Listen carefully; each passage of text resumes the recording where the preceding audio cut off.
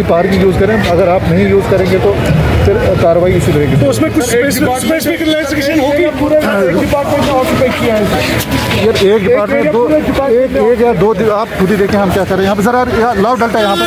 देखा जाए यहाँ पर पुलिस का भी ऑफिस है, क्या उनके लिए भी इसी तरह की कार्रवाई होगी? सबके लिए सेम। हेलो सर, क्या उनके लिए भी इसी तरह की कार्रवाई होगी सर? सबके लिए ये तो अगर अभी जो यहाँ पर पार्किंग है तो क्या पुलिस यहाँ पर प्रेस वालों को उसमें रिलैक्सेशन होगी? ये हर किसी के लिए, आपको एसडीए जाना है, एसडीए वालों से बात करें, हर किसी के लिए रिलैक्सेशन अगर करनी है तो वो करें। Thank you sir. प्रेस